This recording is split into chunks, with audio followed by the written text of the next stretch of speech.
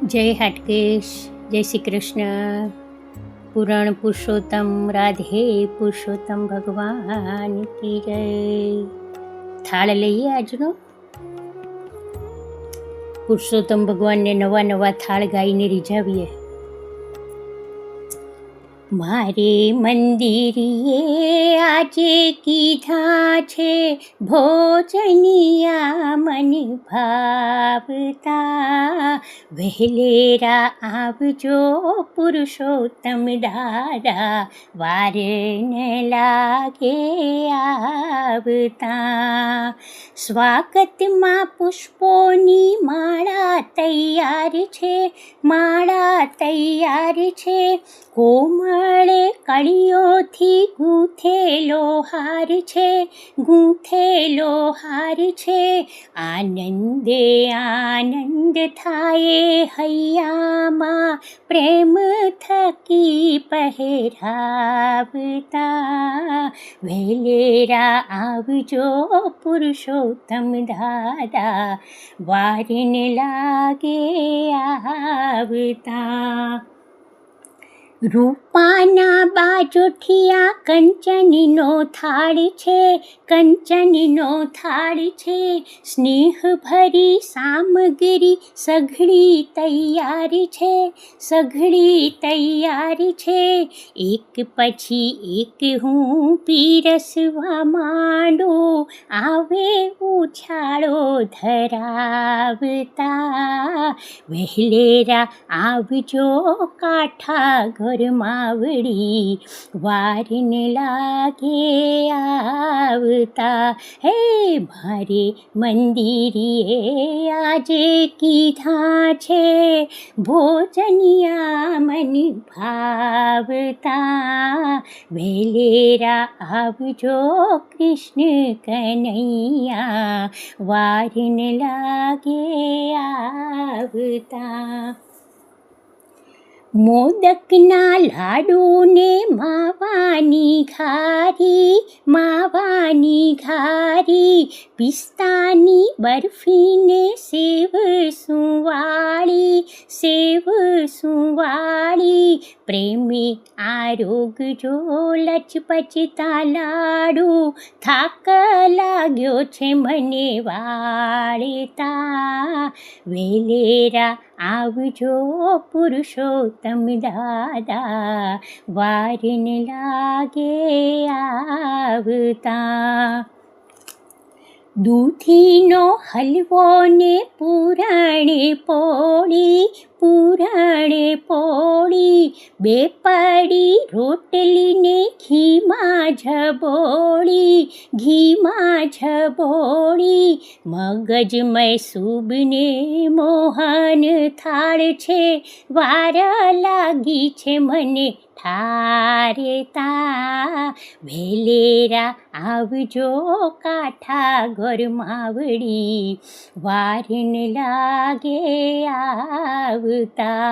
હે મારે આંગણીએ આજે કીધા છે ભોજનિયા મન ભાવતા, વહેલેરા આવજો પુરુષોત્તમ દાદા, વાર ન લાગે આવતા.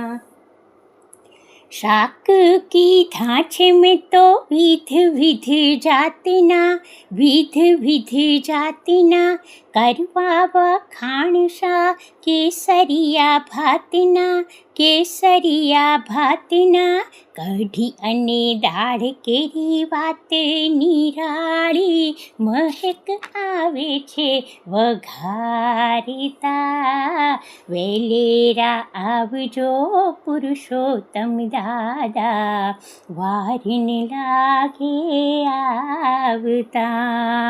જળ મારા ઘરનું તે જમુનાનું જાણજો, જમુનાનું જાણજો, મુખવાસ કરીને દાદા વાત મારી માનજો, વાત મારી માનજો, પુરુષોત્તમ દાદા ઘેર રોજ રોજ આવજો, થાકું ના તમને જમાડતા. વેલેરા આવજો કૃષ્ણ કનૈયા, વાર ન લાગે આવતા. હે મારે મંદિરીએ આજે કીધા છે, ભોજનિયા મને ભાવતા. વેલેરા આવજો પુરુષોત્તમ દાદા, વાર ન લાગે આવતા. પુરાણ પુરુષોત્તમ ભગવાન કી જય, કૃષ્ણ કનૈયા લાલ કી જય.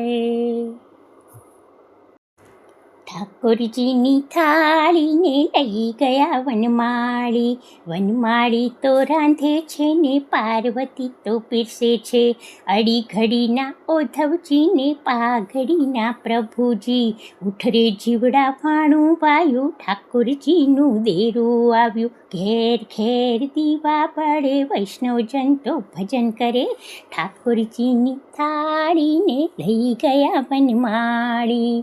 મેં તો ધરી સામગ્રીની થાળી, આરોગી રહ્યા છે વનમાળી.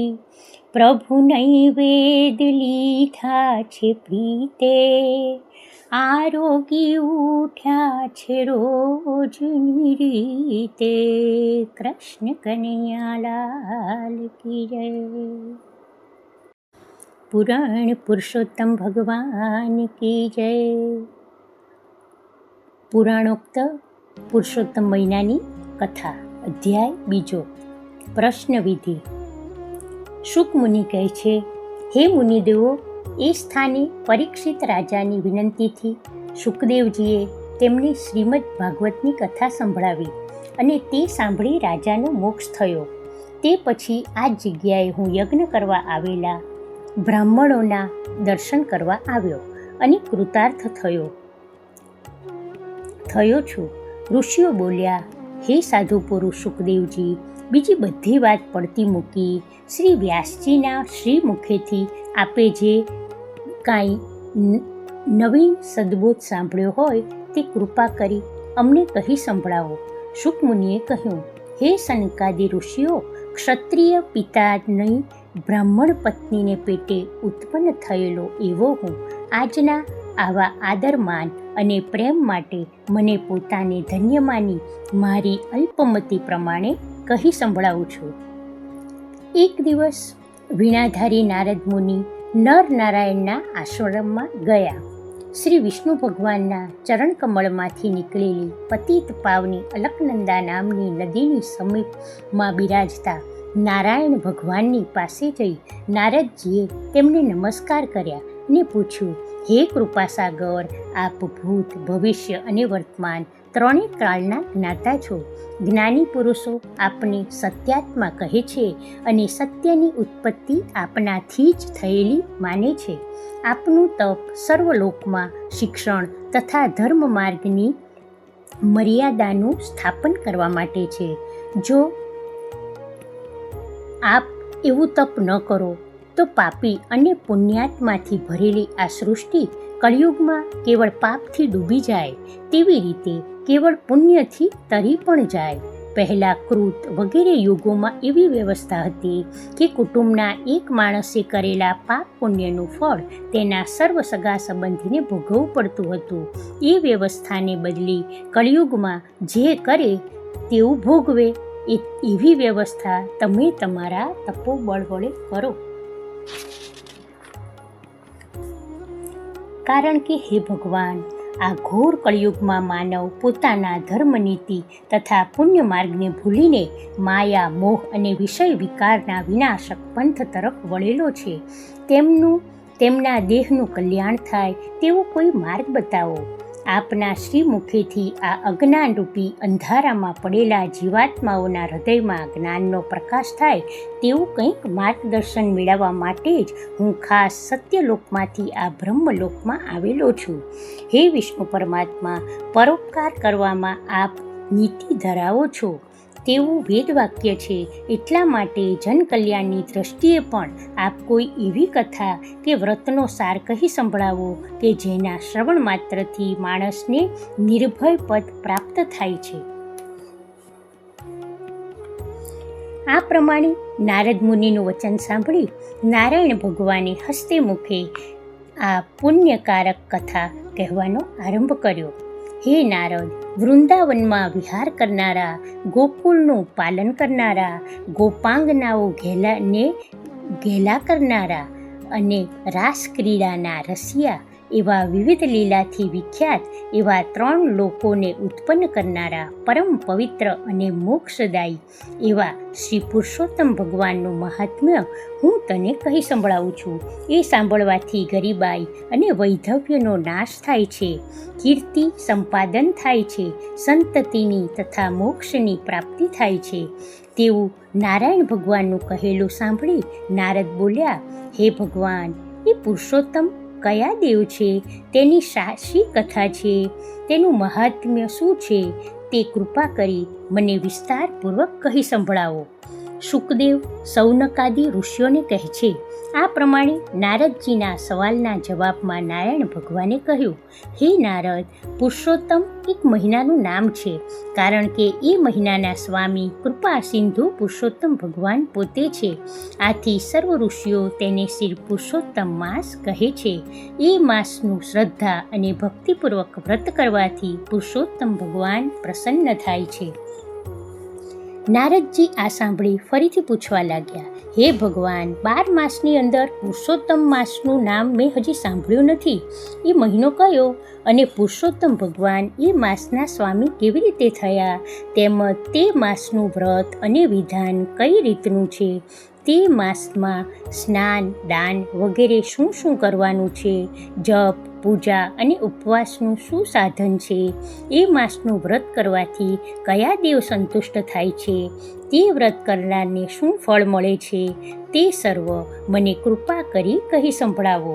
હે દીનદયાળુ, આ પૃથ્વી પર કંઈ કેટલા જીવો બીજાના નસીબ ઉપર જીવવાવાળા, કેટલા દરિદ્રી, દુઃખી, રોગી, સંતાનહીન, મૂંગા, દંભી, મૂર્ખ, નાસ્તિક, લંપટ, નીચ, પાપી, દુર્બળ, કુરૂપ, અપંગ, નિરાધાર, નેત્રહીન વગેરે જાત જાતના દુઃખ ભોગવવાવાળા તથા પાપ કર્મ કરવાવાળા પડેલા છે. વળી વૈધવ્ય, વંધ્યત્વ, વ્યાધિ વગેરે નાના પ્રકારના તેમના દુઃખો જોઈ મારો અંતરાત્મા પણ ઘણો જ દુઃખી થયેલો છે. માટે તેમના દુઃખ દર્દનું નિવારણ થાય અને મારા મનને પણ શાંતિ અને સંતોષ મળે તેવું એ કલ્યાણકારી વ્રત મને અવશ્ય કહો.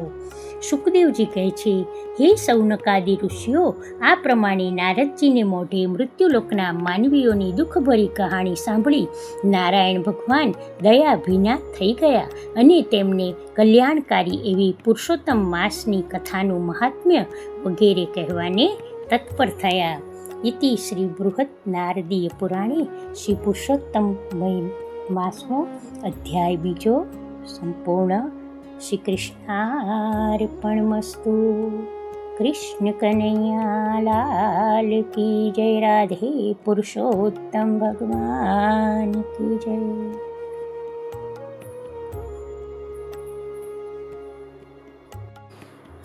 જય હટકેશ. જય શ્રી કૃષ્ણ.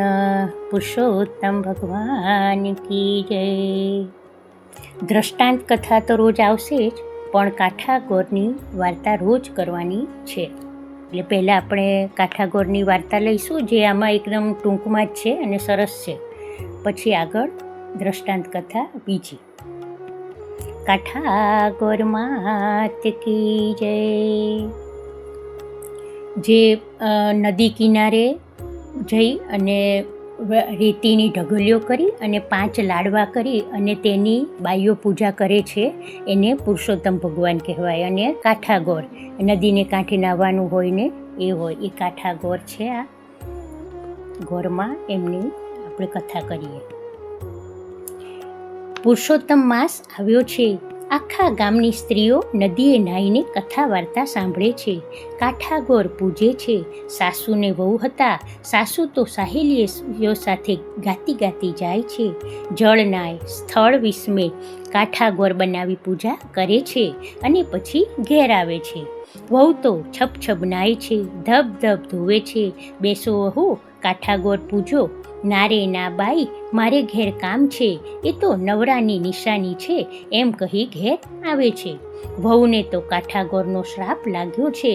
રા રવાળેથી ન આવ્યો, દીકરો વાડીએથી ન આવ્યો, વહુ પિયરથી ન આવી, દીકરી સાસરેથી ન આવી, પારણું ઝૂલતું મટ્યું. સાસુએ તો જાણા જોશી તેડાવ્યા છે અને પ્રશ્ન પૂછ્યા છે. બ્રાહ્મણે કહ્યું, તમારી વહુને કાઠાગોરનો શ્રાપ લાગ્યો છે. બીજે દાડે સાસુ વહુએ ધૂપ દીપ લીધા છે.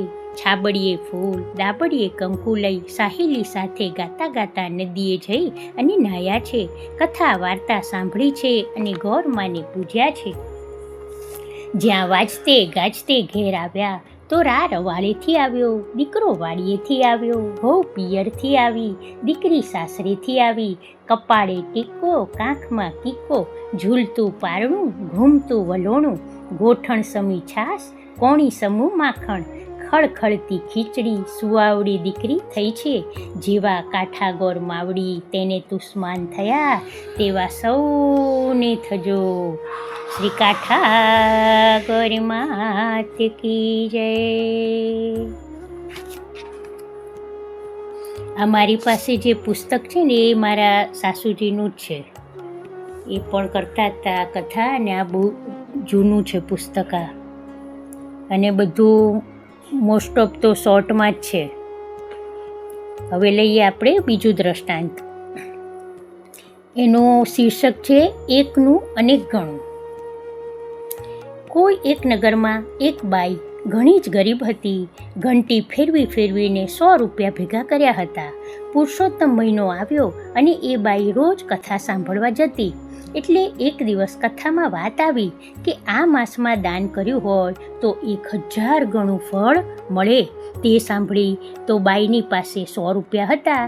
તે લઈ અને વ્યાસજી પાસે જે કથા વાંચતા હોય ને તેમની પાસે મૂક્યા અને મનમાં રાજી થઈ. રોજ 1000 ગુણા થવાની હવે રાહ જોવા લાગી. 8-10 દિવસ થયા પણ પૈસા આવ્યા નહીં. તેથી વ્યાસજીને કહ્યું કે વ્યાસજી, તમે તો કહેતા હતા કે એકનું અનેક ગણું થાય, તો મારા દાનનું શું થયું? વ્યાસજીએ કહ્યું, બાઈ ધૈર્ય રાખો, વિશ્વાસ હશે તો જરૂર મળશે. આ બાઈ તો ખાય નહીં, ચિંતામાં ઊંઘ પણ ન કરે અને વારંવાર પરમાત્માને કહે કે હવે જો 1000 ગણું ફળ નહીં આપો તો મારું શું થશે? માંડ ઘંટી ફેરવીને લોહીના પાણી કરી મેં 100 રૂપિયા ભેગા કર્યા હતા, તે પણ ગયા. એમ કરતાં 1 મહિનો પૂરો થયો. બાઈ નિરાશ થઈ વ્યાસ પાસે જવા નીકળી. ઘણા દિવસના ઉપવાસ હોવાથી રસ્તામાં ચાલતા આંખે અંધારા આવવાથી પીપળાના ઝાડમાં અથડાઈ પડી. તેના અથડાવાથી તે ઝાડ વર્ષોથી જૂનું હતું, તેથી પડી ગયું. થોડી વારે બાઈ ઉઠીને જુએ છે તો ઝાડ પડેલું હતું અને નીચે સોના મહોરનો એક ચરુ પડેલો હતો.